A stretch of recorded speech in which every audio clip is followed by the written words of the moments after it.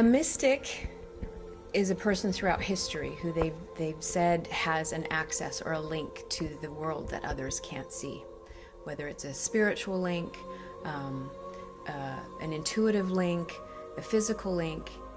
The mystics throughout history, whether they be religious or creative, have all had access to a realm that others haven't had. And mystics have been venerated, and they've been crucified throughout history. So there's a real enigma around these mystical people who have access to the world that so many people crave. And we've had them throughout all of time. And I would say Michelangelo was a mystic. I would say Leonardo da Vinci was a mystic.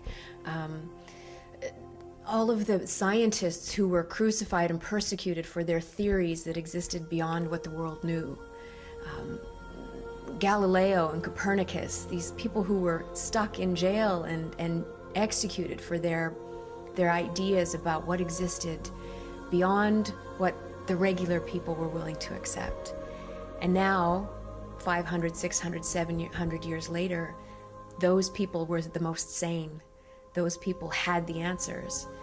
And those mystics exist with all of us now. They're here now.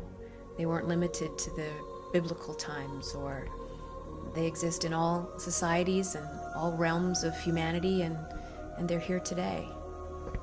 What made those visionaries like Michelangelo and Da Vinci and Galileo and Copernicus, what made those people mystical was their ability to see things in their mind's eye and in their imagination that nobody else had ever seen, nobody else recognized as real.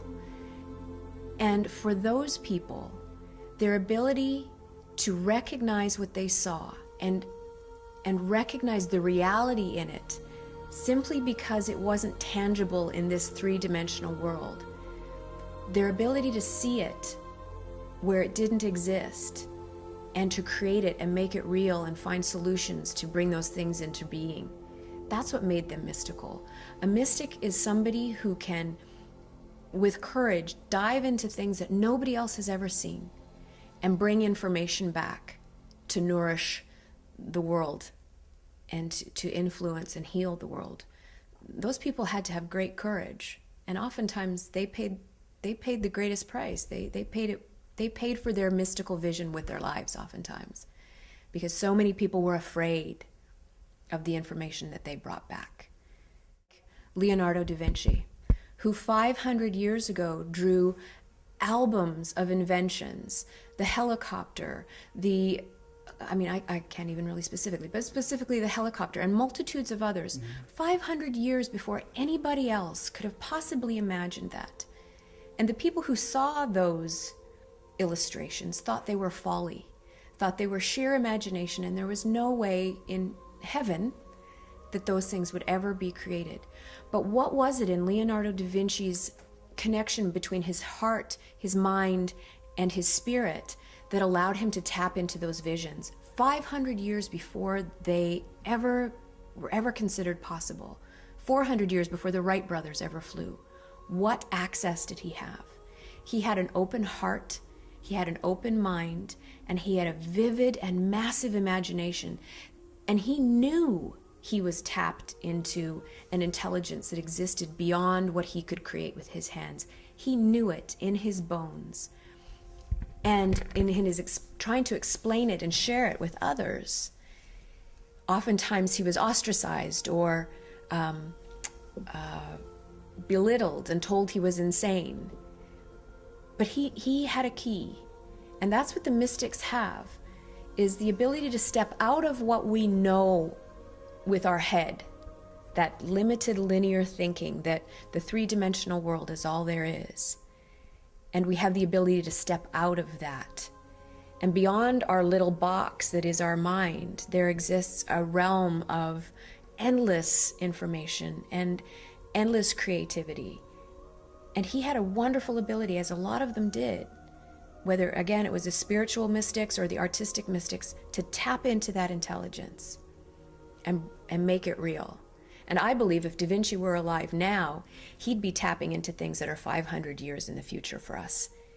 he was that open and that receptive, and he knew it was a capability for all of us.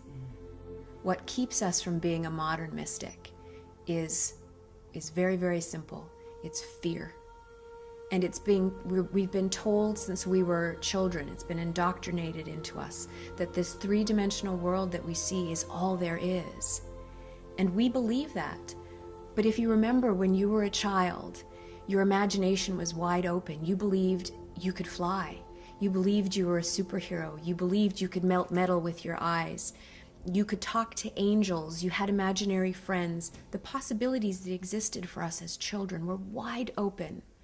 Children are mystical. All you need to do is watch them play. But it's taught out of us. It's indoctrinated out of us that this is all there is. And if this is all you can see, you'd better face reality. And we believe it. And gradually our vision starts to close.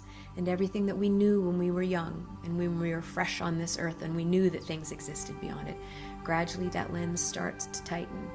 And we don't see the stuff anymore. Because God forbid we challenge what the wise people in our society tell us is true.